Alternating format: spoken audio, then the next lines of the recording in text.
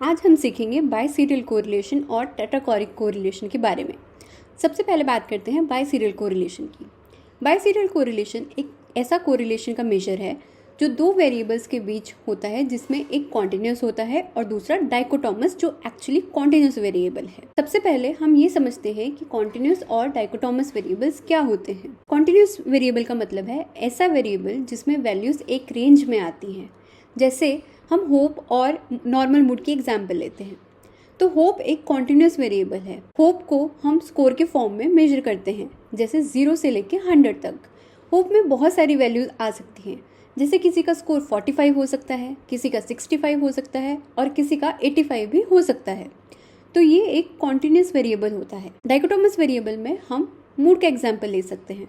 Dichotomous variable को हम binary variable भी कहते हैं। इसमें सिर्फ दो कैटेगरीज होती हैं, जैसे कि लो मूड और नॉर्मल मूड। तो मूड को हमने 0 और 1 के फॉर्म में क्लासिफाई कर लिया। 0 का मतलब लो मूड और 1 का मतलब नॉर्मल मूड।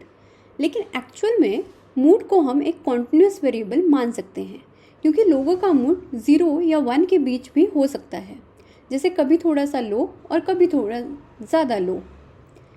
तो बाइसीरियल कोरिलेशन का मतलब ये होता है कि हम एक कॉन्टिन्यूस वेरिएबल और एक डाइकोटोमस वेरिएबल के बीच का रिलेशनशिप मेजर करते हैं, जिसमें डाइकोटोमस वेरिएबल के पीछे एक कॉन्टिन्यूस डिस्ट्रीब्यूशन होता है। अब इसके फॉर्मूला को देखते हैं। ये फॉर्मूला यूज़ करके हम कॉन्टिन्यूस वेरिएबल और डाइकोटोमस वेरिएबल के बीच का कोरिलेशन कैलकुलेट करते हैं। अब ये बाइसीरियल कोरिलेशन और पॉइंट बाइसीरियल कोरिलेशन जो कि हमने पहले पढ़ा था, इसके बीच क्या रिलेशन होता है। पॉइंट बाइसीरियल कोरिलेशन को हम तब यूज़ करते हैं जब डाइकोटोमस वेरिएबल को हम पूरे तरीके से डिवाइड करते हैं, बिना ये माने कि उसके पीछे कोई कॉन्टिन्यूटी है। मतलब अगर कोई वेरिएबल सिर्फ दो डिस्टिंक्ट कैटेगरीज में हो और हम एज्यूम करें कि उन्हें कोई कॉन्टिन्यूस रिलेशन नहीं है, तो हम पॉइंट बाइसीरियल लगाते हैं। लेकिन अगर हम मान रहे हैं कि डाइकोटोमस वेरिएबल के पीछे एक अंडरलाइंग कॉन्टिन्यूस नेचर है, जैसे हमने मूड का एग्जाम्पल लिया, तो हम फॉर्मूला को एडजस्ट करते हैं और बाइसीरियल कोरिलेशन का यूज़ करते हैं। इस रिलेशनशिप को हम इस फॉर्मूला से समझ सकते हैं। ये फॉर्मूला शो करता है कि कैसे पॉइंट बाइसीरियल कोरिलेशन को मॉडिफाई करके हम बाइसीरियल कोरिलेशन को निकाल सकते हैं। समझने के लिए अगर हम मूड को सिर्फ दो कैटेगरीज में डिवाइड करें, बिना उसके कॉन्टिन्यूस नेचर को देखें, तो हम पॉइंट बाइसीरियल कोरिलेशन को यूज़ करेंगे। अगर हम उसका कॉन्टिन्यूस एस्पेक्ट को कंसीडर करते हैं तो बाइसीरियल यूज़ होगा। अब हम टेट्राकोरिक कोरिलेशन को समझते हैं।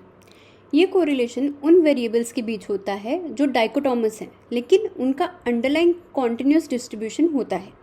मतलब ऐसे वेरिएबल्स जो दिखने में दो कैटेगरीज में होते हैं, लेकिन असल में उनमें कॉन्टिन्यूटी होती है।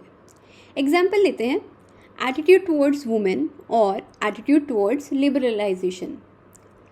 इन दोनों वेरिएबल्स को हम सिर्फ दो कैटेगरीज में डिवाइड कर सकते हैं, जैसे 0 मीन्स नेगेटिव एटीट्यूड और 1 मीन्स पॉजिटिव एटीट्यूड। तो यहाँ दोनों वेरिएबल्स को हमने 0 और 1 के फॉर्म में दिखाया, लेकिन असल में ये वेरिएबल्स एक कॉन्टिन्यूस एटीट्यूड को रिप्रेजेंट करते हैं।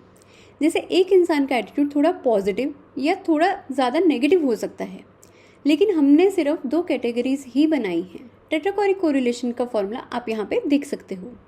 इस फॉर्मूला में ABCD वो काउंट है जो हम 2/2 के टेबल में डालते हैं। तो टेट्राकोरिक कोरिलेशन हमें ये बताता है कि दो डाइकोटोमस वेरिएबल के बीच कितना स्ट्रॉन्ग अंडरलाइंग कॉन्टिन्यूस रिलेशन है।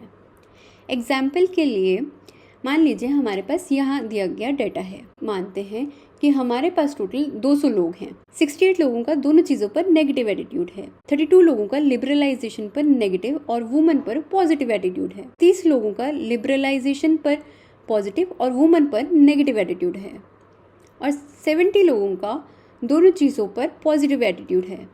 इस डाटा को यूज़ करके अगर हम इनको फॉर्मूला में अप्लाई करते हैं, तो इस कैलकुलेशन के बाद हमारा रिजल्ट 0.722 के अराउंड आता है, जो कि एक पॉजिटिव कोरिलेशन को दिखाता है। इसका मतलब है कि जो लोग लिबरलाइजेशन के लिए पॉजिटिव एटीट्यूड रखते हैं, उनमें से काफ़ी लोग वुमेन के लिए भी पॉजिटिव एटीट्यूड रखते हैं। पॉजिटिव कोरिलेशन का मतलब होता है दोनों एटीट्यूड्स एक दूसरे से पॉजिटिवली लिंक्ड हैं। अब ये समझना ज़रूरी है कि बाइसीरियल और टेट्राकोरिक कोरिलेशन में क्या फ़र्क है। बाइसीरियल कोरिलेशन तब यूज़ होता है जब एक वेरिएबल कॉन्टिन्यूस हो और दूसरा डाइकोटोमस हो, लेकिन डाइकोटोमस वेरिएबल के पीछे एक अंडरलाइंग कॉन्टिन्यूस नेचर होता है। जैसे हमने अपने पहले एग्जाम्पल में लिया, जहाँ पे हमने एग्जाम्पल लिया था मूड और होप का। टेट्राकोरी कोरिलेशन तब यूज़ होता है जब दोनों वेरिएबल्स डाइकोटोमस हों, लेकिन दोनों के पीछे एक कॉन्टिन्यूस डिस्ट्रीब्यूशन हो। जैसे हमने अपने एग्जाम्पल में देखा एटीट्यूड टुवर्ड्स वुमेन और एटीट्यूड टुवर्ड्स लिबरलाइजेशन में। दोनों में एक सिमिलैरिटी ये है कि हम इन वेरिएबल्स को सिर्फ 2 कैटेगरीज में डिवाइड करते हैं, लेकिन असल में ये वेरिएबल्स कॉन्टिन्यूस नेचर रखते हैं। बाइसीरियल और टेट्राकोरिक कोरिलेशन दोनों उसी कंसेप्ट को मेजर करते हैं कि किस हद तक ये अंडरलाइंग कॉन्टिन्यूस वेरिएबल्स एक दूसरे के साथ रिलेटेड हैं। अगर आपने इस वीडियो से कुछ नया सीखा है तो चैनल को सब्सक्राइब करना ना भूलें।